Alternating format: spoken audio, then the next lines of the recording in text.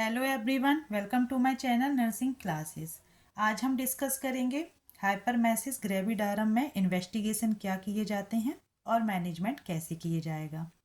इसके पहले वीडियो में हमने डिस्कस किया था कि हाइपरमेसिस ग्रेविडारम क्या होता है, इसके रिस्क फैक्टर क्या होते हैं, कॉजेस क्या होते हैं, क्लिनिकल फीचर्स क्या होते हैं एंड कॉम्प्लिकेशन क्या होते हैं। आज हम आगे बढ़ेंगे और देखेंगे कि इन्वेस्टिगेशन में क्या टेस्ट होते हैं और मैनेजमेंट किस तरह से किया जाता है। स्टार्ट करते हैं। इन्वेस्टिगेशन इन्वेस्टिगेशन में यूरिन लिसिस मतलब कि यूरिन टेस्ट कराए जाएंगे। उसमें सबसे पहले क्या देखा जाएगा? ओलिगोयूरिया। ओलिगोयूरिया का मतलब है लो यूरिन आउटपुट, मतलब कि यूरिन आउटपुट जो है वो कम मात्रा में होगा। 24 आवर्स में 400 से 500 ml से कम यूरिन आउटपुट है तो वह कंडीशन कहलाएगी ओलिगोयूरिया। देन डार्क कलर, अब कम यूरिन आ रही है तो उसमें क्या होगा? यूरिन का कलर डार्क आएगा। Increase specific gravity, increase specific gravity का मतलब है डेंसिटी ज़्यादा हो जाना। यूरिन की जो डेंसिटी है वह ज़्यादा हो जाएगी और उसमें पानी की मात्रा कम हो जाएगी। कीटोन बॉडीज, कीटोन बॉडीज का मतलब है कि यह एक तरह के एसिड होते हैं जो फैट के टूटने पर बनते हैं और यूरिन में प्रेजेंट होते हैं। एसिडिक पीएच, यूरिन का पीएच लेवल चेक करते हैं कि यूरिन कितने एसिडिक है। नॉर्मल पीएच लेवल जो होता है वह 4.6 टू 8.0 होता है। यदि 5.0 से पीएच लेवल कम है तो यूरिन ज़्यादा एसिडिक है। Hematological and biochemical test, hematological means blood से रिलेटेड डिसऑर्डर को और बायोकेमिकल मीन्स बॉडी फ्लूइड से रिलेटेड टेस्ट किए जाते हैं। रेज्ड हीमोक्रिट, हीमोक्रिट का मतलब है यहाँ पर है बढ़ा हुआ हीमोक्रिट। हीमोक्रिट में HCT, जिसमें यह एक टेस्ट होता है जिसमें देखा जाता है कि ब्लड में आरबीसी की मात्रा कितनी है और इसमें प्लाज्मा की मात्रा भी देखी जाती है। Then raised blood urea, blood में यूरिया का बढ़ना देखा जाता है। इलेक्ट्रोलाइट में भी एबनॉर्मल, अब जब सीवियर वॉमिटिंग हो रही है और जो प्रेग्नेंट वुमन है वह कुछ भी क्या कर रही हैं, खा नहीं पा रही हैं, पानी नहीं पी पा रही हैं, तो उसके कारण इलेक्ट्रोलाइट इम्बैलेंस हो जाएगा, वही भी टेस्ट किया जाता है ब्लड से। एबनॉर्मल लिवर फंक्शन टेस्ट किया जाता है। इसमें लिवर का फंक्शन देखा जाता है कि लिवर सही तरीके से काम कर रहा है या नहीं कर रहा है। अल्ट्रासाउंड, अल्ट्रासाउंड चेक किया टेस्ट किया जाता है जिसमें confirm viable intra uterine pregnancy, जो बेबी है, जो फीटस है, उसकी हार्ट रेट चेक करते हैं, उसकी activity and cardiac activity check करने के लिए क्या कराया जाएगा? अल्ट्रासाउंड कराया जाएगा और उसकी ग्रोथ भी देखी जाएगी किस तरह से ग्रोथ हो रही है। Rules out मॉलर pregnancy and multiple pregnancy, यह भी देखने के लिए कराया जाएगा यूएसजी की कहीं मॉलर प्रेगनेंसी तो नहीं है। मॉलर प्रेगनेंसी का मतलब है सेल्स एबनॉर्मल ग्रोथ हो जाना सेल की, एंड एक से ज़्यादा फीटस तो नहीं है, मल्टीपल प्रेगनेंसी तो नहीं है, यह भी देखी जाएगी। और इसके अलावा डिफरेंशियल डायग्नोस्टिक टेस्ट किए जाएंगे, जैसे कि लिवर डिसफंक्शन टेस्ट किए जाएंगे, पेप्टिक अल्सरेशन देखा जाएगा कि कहीं पेप्टिक में अल्सर तो नहीं है। Then severe gastro oesophageal reflux देखा जाएगा। यह क्या है? लोअर इसोफेजियल स्पिंक्टर रिफ्लैक्स या वीक होता है, तब यह कंडीशन बनती है जिसमें सीवियर गैस्ट्रो इसोफेजियल रिफ्लैक्स पाया जाता है। साइकोलॉजिकल प्रॉब्लम देखी जाएंगी। साइकोलॉजिकल प्रॉब्लम मीन्स एंजाइटी में नहीं है पेशेंट या डिप्रेशन में तो नहीं है। इस तरह से डिफरेंट डायग्नोस्टिक टेस्ट भी किए जाएंगे। अब मैनेजमेंट, मैनेजमेंट देखते हैं क्या किए जाएंगे। प्रिंसिपल ऑफ मैनेजमेंट, क्या प्रिंसिपल है मैनेजमेंट के? टू कंट्रोल वॉमिटिंग, सबसे पहले तो वुमन को सीवियर वॉमिटिंग हो रही है तो क्या सिद्धांत होना चाहिए, क्या उद्देश्य है कि वॉमिटिंग को कंट्रोल करना। To correct fluid and electrolyte imbalance, अब जब वॉमिटिंग हो रही है और एबनॉर्मल इलेक्ट्रोलाइट्स है, मतलब इम्बैलेंस हो गया है इलेक्ट्रोलाइट का, तो उसको क्या करना है, करेक्ट करना है। टू करेक्ट मेटाबॉलिक डिस्टर्बेंस, जो मेटाबॉलिक में डिस्टर्बेंस हुए हैं उसको भी करेक्ट करना है। To prevent severe complication of severe vomiting, severe vomiting के कारण होने वाले जो कॉम्प्लिकेशन है उसको भी प्रिवेंट करना है। और जो पेशेंट है, क्लाइंट है, वह क्या है, प्रेग्नेंट है, तो केयर ऑफ प्रेगनेंसी, प्रेगनेंसी की भी केयर करना है, मतलब कि मदर की और फिटस की दोनों की केयर करना है, दोनों का ऑब्जर्वेशन करना है। देन मैनेजमेंट में और देखेंगे नेक्स्ट स्टेप क्या करेंगे, हॉस्पिटलाइजेशन। सबसे पहले पेशेंट को हॉस्पिटल में एडमिट करेंगे। एडमिट करने के बाद क्या दिया जाएगा, फ्लूइड दिया जाएगा, ड्रग्स दी जाएंगी, नर्सिंग केयर दी जाएगी एंड डाइट के लिए भी उनको काउंसलिंग की जाएगी। देन हॉस्पिटलाइजेशन, अब जब पेशेंट सीवियर वॉमिटिंग में है और हॉस्पिटल में एडमिट हो गई हैं, एडमिट द पेशेंट, पेशेंट को एडमिट किया, open IV line and correct fluid, IV drip लगाएंगे फ्लूइड को बैलेंस करने के लिए। सेंड फॉर रिलीवेंट इन्वेस्टिगेशन, जो भी इन्वेस्टिगेशन है वह कराने के लिए, टेस्ट के लिए सैम्पलिंग करेंगे। Maintain and intake output chart, intake output chart maintain करेंगे। मॉनिटर यूरिन आउटपुट करेंगे कि कितनी यूरिन आउटपुट हो रही है, और यदि ज़रूरत पड़ेगी तो क्या करेंगे, कैथेटराइजेशन भी पेशेंट को करेंगे। मॉनिटर द वाइटल साइन में देखेंगे BP, temperature, pulse rate, respiration, ये सारी चीज़ें मॉनिटर करेंगे वाइटल साइन में। And test the urine periodically for ketone bodies, और टेस्ट करेंगे कि कहीं कीटोन बॉडीज़ प्रेजेंट तो नहीं है। ये सारे चीज़ें करेंगे कब, जब पेशेंट हॉस्पिटलाइजेशन मतलब हॉस्पिटल में एडमिट हो जाएंगी तब। फ्लूइड, अब जब पेशेंट हॉस्पिटल में एडमिट हैं तो क्या करना है, फ्लूइड देना है। Oral feeding is withheld for at least 24 hours after the cessation of vomiting, 24 hour के लिए उनको क्या करना है, कुछ भी ओरली नहीं देते हैं। और क्या करते हैं, इस बीच में क्या करते हैं, आईवी ड्रिप लगाते हैं, और जो आईवी ड्रिप लगाएंगे उसमें 24 आवर्स का कैलकुलेशन करेंगे। मतलब जैसे 24 आवर्स में 3 लीटर उनको फ्लूइड दे रहे हैं तो उसमें क्या होगा, हाफ 5% डेक्सट्रोज रहेगा और हाफ क्या रहेगा, रिंगर्स सॉल्यूशन रहेगा।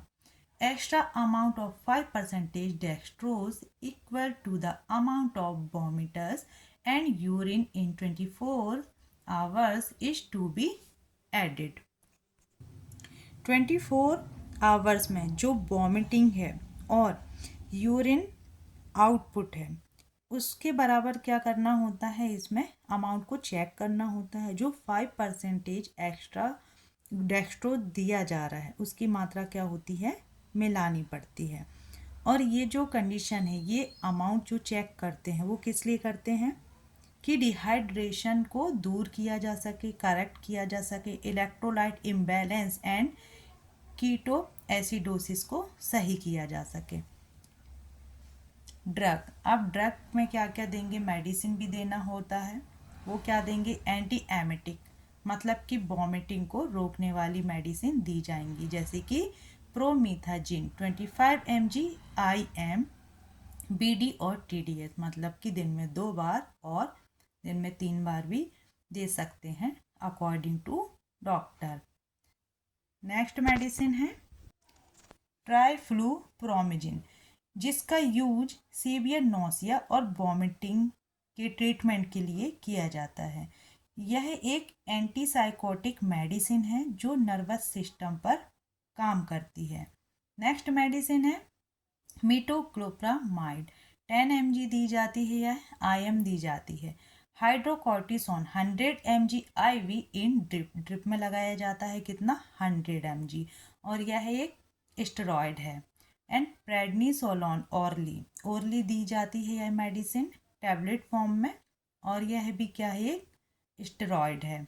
न्यूट्रिशनल सपोर्ट के लिए क्या दिया जाता है? Vitamin B1, vitamin B6, vitamin B12 and vitamin C भी दिया जाएगा, जिसमें कि जो न्यूट्रिशन की कमी हुई है वह पूरी हो सके। मेडिसिन में ये सारी चीज़ें दी जाएंगी और ये मेडिसिन कब देना है? एज पर डॉक्टर ऑर्डर, मतलब कि जब डॉक्टर कहेंगे, प्रिस्क्राइब करेंगे, तभी ये सारी मेडिसिन देना है, अदरवाइज नहीं देना है। Nursing care. अब नर्सिंग केयर में क्या क्या करना होता है? Sympathetic but firm handling of patient.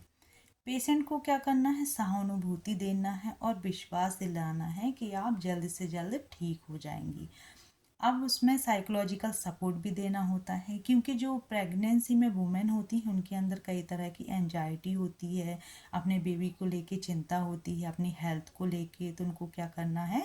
Sympathy देना है, मतलब कि उनको सहानुभूति देना है। Daily monitoring of the patient, daily monitoring करना है कि कितना प्रोग्रेस हो रहा है ट्रीटमेंट से, क्या क्या उनको फ़ायदा हो रहा है और रिकवर हो रही हैं या नहीं हो रही हैं। बेबी और मदर दोनों की मॉनिटरिंग करना है। Look for sign of improvement in the patient, subside of vomiting, feeling hungry, better look, disappearance of acetone from breath and urine, normal pulse and blood pressure, normal urine output. Regular उनका checkup करना है कि उनकी vital science सही रहे, उनका urine output normal आए, and जो ब्रीथ है उनकी और यूरिन में एसीटोन की मात्रा क्या हो? कम हो जाए, और उनको बराबर भूख लग रही है या नहीं लग रही है। सारे इम्प्रूवमेंट को देखा जाता है। Monitor FHR, foetal activity and growth. Foetal की एक्टिविटी और ग्रोथ के लिए क्या करना है? फीटल हार्ट रेट चेक करना होता है। Encourage patient to sit in upright after meal. खाना खाने के बाद जो पेशेंट हैं उनको समझाना है कि वो सीधी कंडीशन में बैठें। And liquid should be taken between meal. जब खाना खाती हैं उसके बाद बीच बीच में क्या करें? लिक्विड डाइट लेती रहें, जिसमें कि उनको कॉन्स्टिपेशन ना हो और वॉमिटिंग ना हो सके। ये नर्सिंग केयर में करना होता है और डाइट के बारे में बताना होता है। अब डाइट है, डाइट के बारे में कब बताएंगे? बिफोर IV ड्रिप, ड्रिप लगाने से पहले वो क्या क्या ले सकती हैं उसके बारे में उनको काउंसलिंग करना है, समझाना है। Small and frequently dry meals without fat. जो सूखे फूड होते हैं, मील होते हैं, वह उनको लेना है, जैसे कि बिस्किट ले सकती हैं, ब्रेड ले सकती हैं, टोस्ट ले सकती हैं। जिंजर इज यूजफुल, जो अदरक है वह ले सकती हैं, उससे हेल्पफुल मिलेगी, वॉमिटिंग कम होंगी। Gradually full diet is restore, इससे क्या होगा? उनकी जो कमी हुई है डाइट में वह पूरी तरह से फुलफिल हो जाए। डाइट में ये सारी चीज़ें उनको बताना है कि ड्रिप लगने से पहले ये सारी चीज़ें ले सकती हैं। मैनेजमेंट में हमने क्या देखा कि जैसे ही पेशेंट को एडमिट करेंगे, इन्वेस्टिगेशन करेंगे और ड्रिप देंगे, 24 आवर तक उनको कुछ भी खाने के लिए नहीं दिया जाएगा, फ्लूइड दिया जाएगा। क्यों दिया जाएगा? क्यों ऐसा किया जा रहा है? क्योंकि उनको सीवियर वॉमिटिंग हो रही है, जिसको कंट्रोल करने के लिए मैनेजमेंट किया जा रहा है। अब 24 आवर के बाद कंटिन्यू उनकी मॉनिटरिंग भी करना है और उनकी हेल्थ पर भी ध्यान देना है। और 24 आवर के बाद यदि वो एडमिट रहती हैं, वॉमिटिंग कम नहीं होती है, ड्रिप लग रही है उनको, तो क्या करना है? ड्रिप लगने से पहले ये जो सारी डाइट है उनको बताना है कि वो थोड़ा सा अदरक ले सकती हैं, सूखी बिस्किट, ब्रेड, टोस्ट ले सकती हैं, और थोड़ी थोड़ी देर में स्मॉल क्वांटिटी में थोड़ा थोड़ा खाना खा सकती हैं, जिससे उनकी न्यूट्रिशन की जो नीड है वह फुलफिल हो जाएगी। Next, alternative therapy for nausea and vomiting. मतली और उल्टी के लिए वैकल्पिक चिकित्सा, मतलब कि जो मेडिसिन नहीं लेना चाहते हैं वह क्या करा सकते हैं? वैकल्पिक उपाय भी कर सकते हैं, जैसे कि आयुर्वेदिक मेडिसिन वगैरह भी ले सकती हैं डॉक्टर के कंसल्ट से। इसमें क्या है? Acupressure. Acupressure is the stimulation by the pressure on specific called Acupoint relief can be felt in 10 to 30 seconds. However, it can take up to 5 minutes. Acupressure क्या है?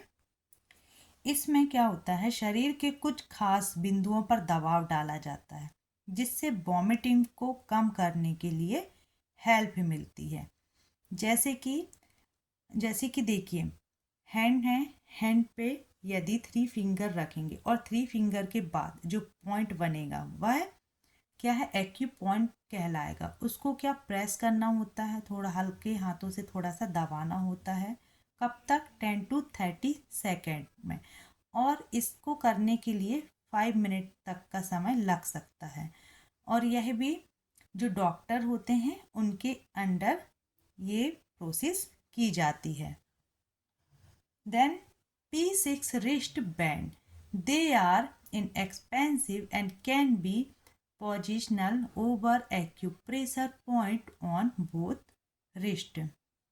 यह क्या है? यह एक कॉस्टली नहीं होता है। इसमें क्या, दोनों हाथों में पहनने के लिए बैंड आते हैं जो क्या करते हैं, एक्यूप्रेशर का काम करते हैं। और जो एक्यू पॉइंट रहते हैं उन पर यह प्रेशर डालते हैं और यह दोनों हाथों में पहन सकते हैं, जैसे आपको पिक्चर में दिख रहा है। Traditional acupuncture should be perform only under the supervision of a trend profession. और यह जो प्रोसेस है यह कब की जाती है? सुपरविजन मतलब कि जो डॉक्टर होते हैं, जो प्रोफेशनल होते हैं, उनके अंडर में यह प्रोसेस की जाती है। Then other therapy, aroma therapy. Aroma therapy क्या है? सुगंधित थेरेपी है। इसमें क्या होता है, इसेंशियल ऑयल थेरेपी भी इसको कहते हैं। इसमें पौधों से बने ऑयल का यूज किया जाता है, जैसे कि मसाज कर सकती हैं वह, अपने फेस पर ऑयल लगा सकती हैं और उसकी खुशबू भी ले सकती हैं।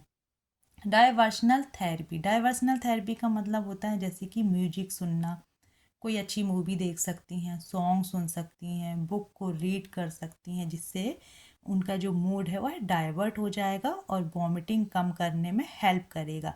स्लीप एंड रेस्ट, प्रॉपर उनको स्लीप लेना है, रेस्ट करना है। रिक्रिएशनल थेरेपी मतलब कि मनोरंजनात्मक चिकित्सा।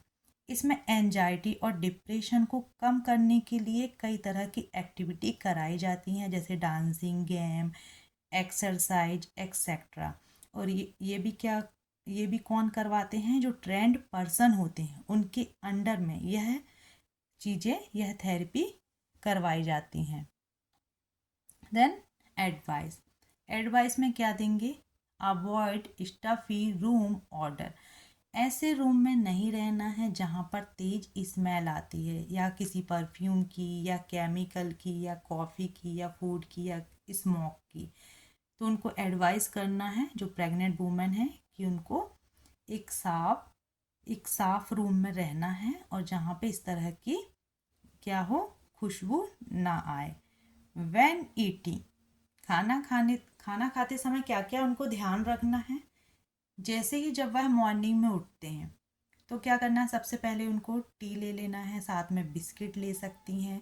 ईट स्मॉल फ्रिक्वेंट मील, थोड़ी थोड़ी मात्रा में उनको मील मतलब फूड को थोड़ी थोड़ी मात्रा में खाना है। Eat something every 2-3 hours, avoid hunger, हर 2 से 3 घंटे में कुछ ना कुछ उनको खाते रहना है, जो क्या करता है, उनको भूख से बचाता है, भूखे नहीं रहना है। Drink few liquid with meals, और क्या करना है, उनको जो वाटर है वह मील के साथ उनको नहीं लेना है। खाना खाने के साथ पानी नहीं पीना है, जब खाना खा लें उसके थोड़ी देर बाद उनको पानी पीना है। ड्रिंक लिक्विड, अब उनको लिक्विड मात्रा में फ्लूड, जो जूस हैं, फ्लूड हैं, पानी है, वह ज़्यादा मात्रा में लेना है। दिन भर में 2 लीटर तक जूस वगैरह वह ले सकती हैं।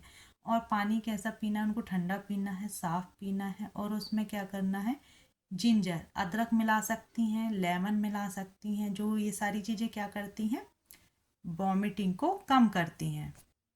खाना खाने के बाद उनको क्या करना है, ब्रश करना है अच्छी तरह से, ये भी हेल्प करेंगी वॉमिटिंग से इनको। अवॉइड लाइंग डाउन, तुरंत खाना खाने के बाद नहीं लेटना है। इनको सीधे चेयर पे बैठना है, 1 घंटे तक चेयर पे आराम से या बैठ सकती हैं। और अचानक से उठकर मूवमेंट नहीं करना है, अचानक से उठ के नहीं चलना है। और क्या करना है, rise slowly from the bed, अगर बेड से भी उठती हैं यह तो भी क्या करना है, आराम से उठना है, अचानक से नहीं उठना है। अवॉइड दीज फूड, कुछ ऐसे फूड होते हैं जो उनको अवॉइड करने हैं, जैसे कि ज़्यादा फैट वाले, है ना, ज़्यादा तला हुआ खाना, ज़्यादा स्पाइसी खाना, ज़्यादा गरम खाना नहीं खाना है। और जो जिसमें तेज़ स्मेल आती है, ऐसी चीज़ों से उनको क्या करना है, दूर रहना है। जो ड्राई फूड होते हैं जैसे कि टोस्ट है, क्रैकर्स है, बिस्किट हैं, ओट मील्स है, ये सब वह खा सकती हैं। और उनको कपड़े के लिए बताना है कि उनको थोड़ा सा लूज क्लोथ के लिए उनको एडवाइस करना है।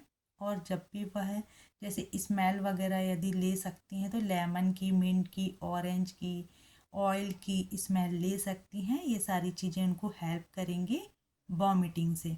सो ये सारी एडवाइस उनको देना है।